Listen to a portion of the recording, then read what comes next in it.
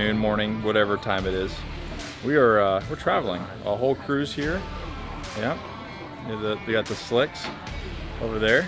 Hello. Say good morning. Afternoon. Yeah, yeah. Miss Capper's over there, right there.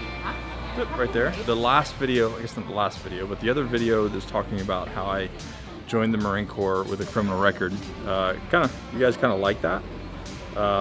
And so I want to talk about how I got into special operations, which is kind of clear. It's kind of clear how I got in there, but I want to break some things down, answer some questions that you guys had for that video, and kind of keep that story going, and maybe help some people out that are confused on the subject. But right now we are traveling from North Carolina, currently in Atlanta, heading to Dallas for Vet Expo. So if you're watching this, then we are in the Dallas-Fort Worth area. I'll put the link below, but come hang out with us. And Friday night and Saturday, all day Saturday, we're doing veteran stuff. So if you're a veteran in the area or a family member of a veteran, come hang out with us and hear the great speakers that are speaking. And I'm doing a business panel with Johnny and a couple other entrepreneurs. So yeah.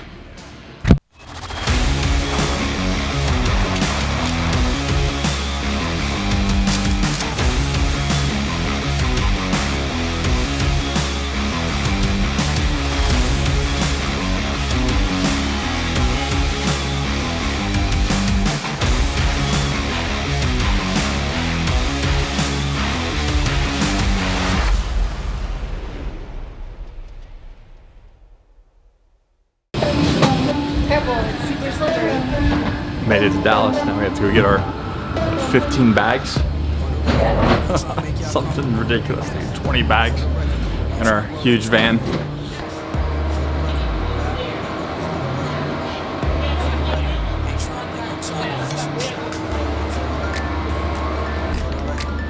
My car is not in my normal place because it's a huge van. 907. There we go. 951. Oh!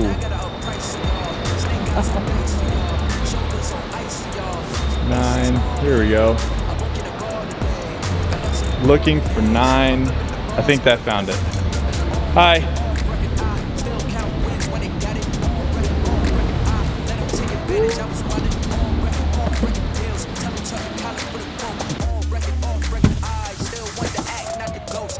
So sometimes people always ask me, do I miss it? Do I miss being in the team? And there we go. Do I miss being in the team? Give me the number. Right outside, E14. On my way now. So, do I miss it?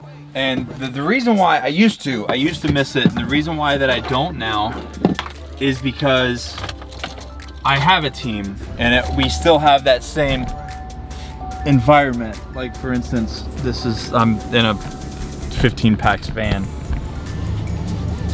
Buckle up for safety. Find my license. So what you guys really want to know is how to get into special operations. There's a lot of questions. There's a lot of questions about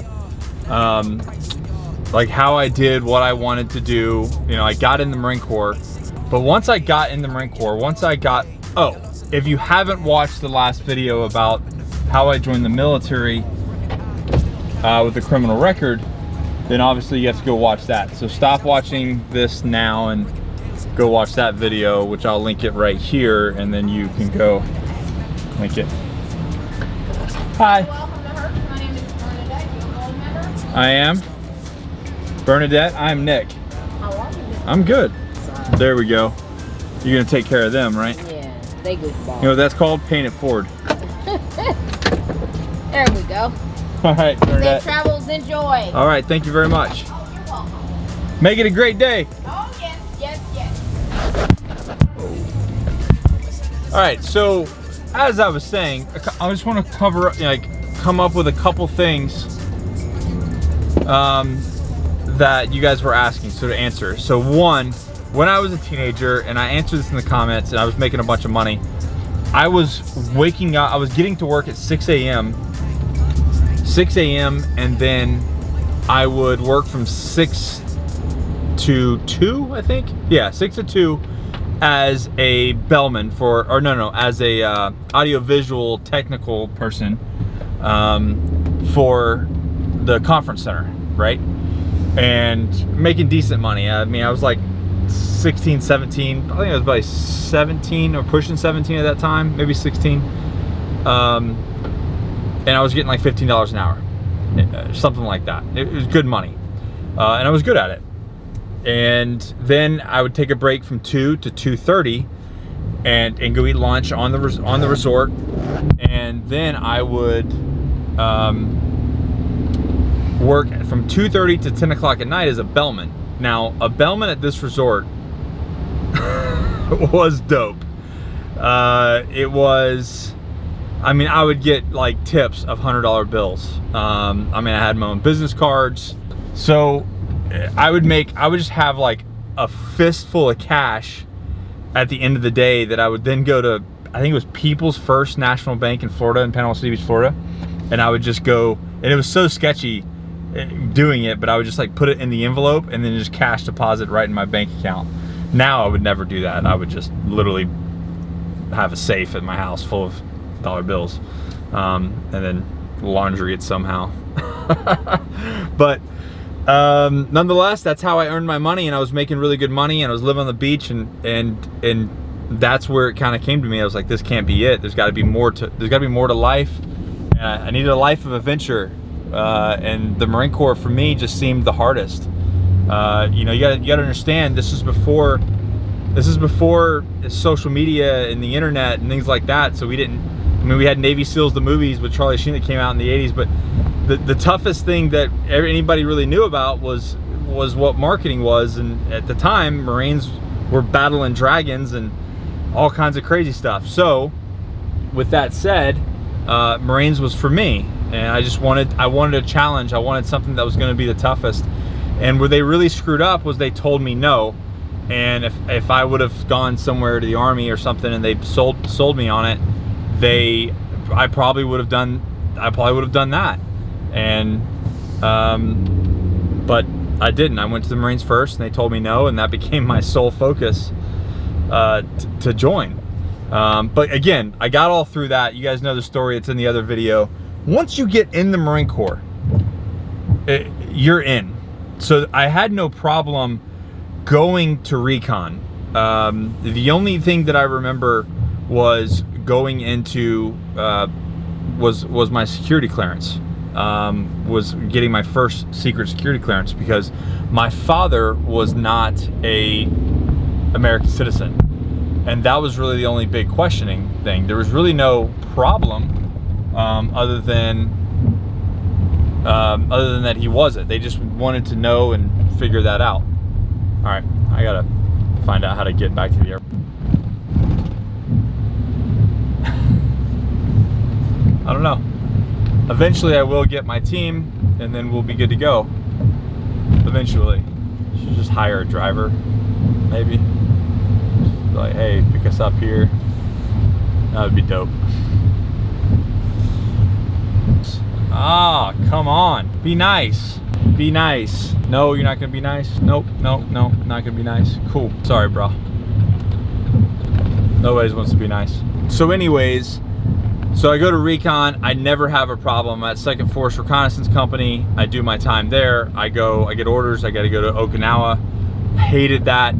I hated getting orders there, but one of the master sergeants was like, basically shut the up and enjoy it because, no, I got to go this way. Enjoy it because it's going to be the best thing that ever happened to you because it's going to make you a good Recon Marine. And he was right. Best 3 years I ever spent.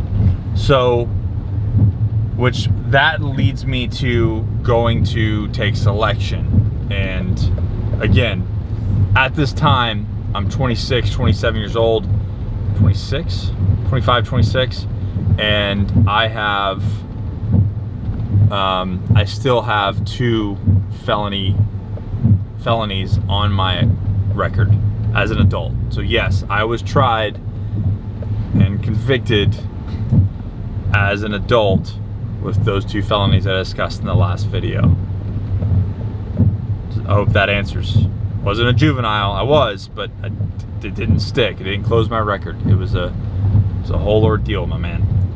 So, and then what I will talk about here in a second is how I didn't know that, and I came back and realized it. No.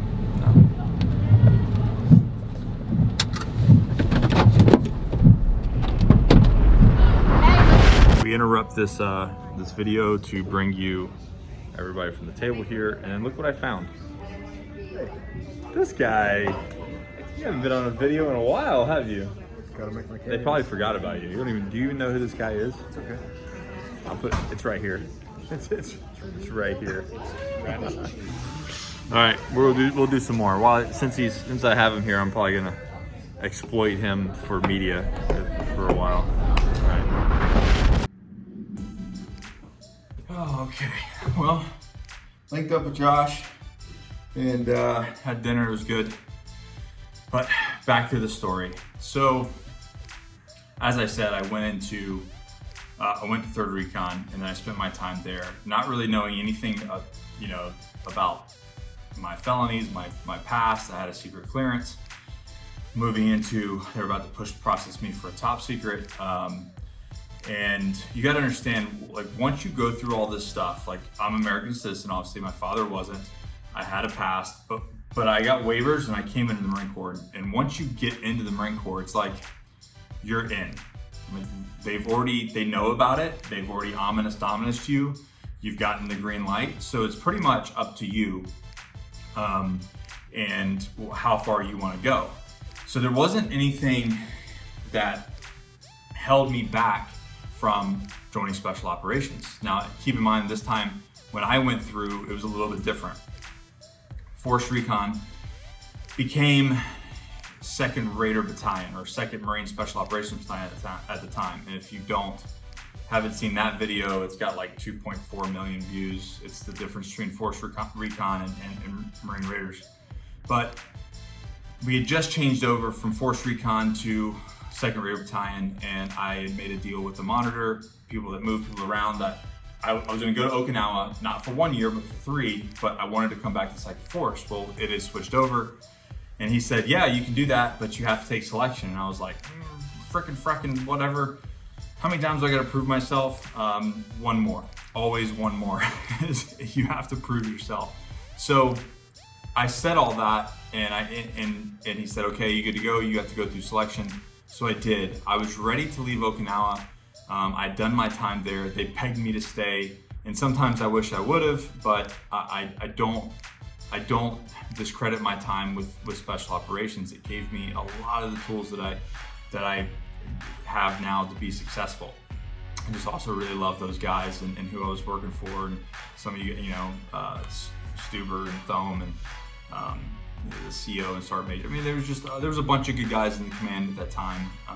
And as you go through your military career, you have bad units with bad leadership, and you have good units with good leadership. And it just so happened that that time we had some good leadership and people that cared about me. And man, it makes all the difference in the world when you have that. But I was ready to take my family back to the United States and be able to drive a truck, get my, buy a gun and get my concealed carry, and go be a part of Special Operations. So I did that. And this is the first time. This was in 2000, I moved in 2007, so I did this in 2008. In 2008, I filed for a pistol purchase permit. So I wanted to go buy a 1911 and a Glock to use when I'm not serving. Whether it be shooting at the range or on the weekends or personal protection. I was going to get my concealed carry. And this is when the first time as an adult that I hit a roadblock, not in the military, but as a civilian. I went to the sheriff's, applied for one. They said, all right, come pick it up. And they didn't tell me that it was good or not. I went in there and they said, we can't approve you for this. You're a convicted felon. And that shocked me to my core. I'm like, here I am, At this time, I had gone through selection. I was serving on a team with Marine Special Operations Command. I had a TS, I had a TS clearance, and I'm like, I can't even purchase a firearm because of something I did when I was 11 years old. So I was pissed and shocked. But at the end of the day, you know, it was, that is something that I did. And I got in the Marine Corps. I did everything that I wanted to do in the Marine Corps up to that point. And I needed to handle it on the civilian side. So I did. I called a lawyer in Florida and told him my whole story and told him, you know, the past and what I was currently doing. And he looked all that up.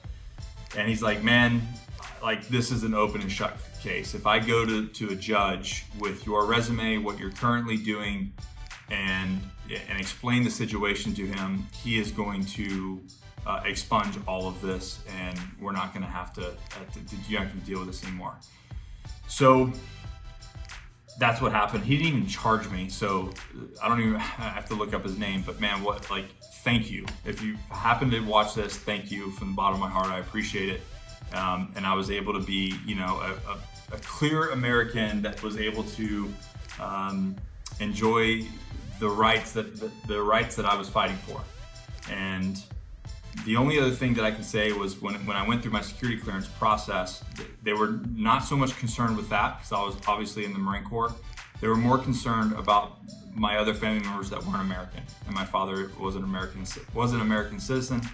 And, you know, obviously I've got family ties to Greece, and I visit there a lot and I talk to them. They were more concerned with foreigners being connected to your family than really any of the legal stuff or stuff like that. So that's my story. That's, you know, it's not as difficult as one might seem. The difficult part was always getting in the Marine Corps. Once I was in, it was really up to me and what I was willing to put in and the effort I was willing to put forth to make something of myself. In the spite of adversity, you know, and you get told no and you get injured and things happen, but at the end of the day, it's up to you to make happen and go from there. And I hope that you do, and I hope somebody that watches this says, you know, like, I don't take no for an answer. And just because you're in a situation where you put yourself there, you're down on your luck, or you've made some bad mistakes, I truly believe that there is a way out for all of us if you're willing to put the work in and make yourself better. The universe will allow it. You just have to push really fucking hard. So that's all I got, guys. Oh, last thing. I think I might have mentioned this earlier in the video. Everybody's like, you couldn't get in today.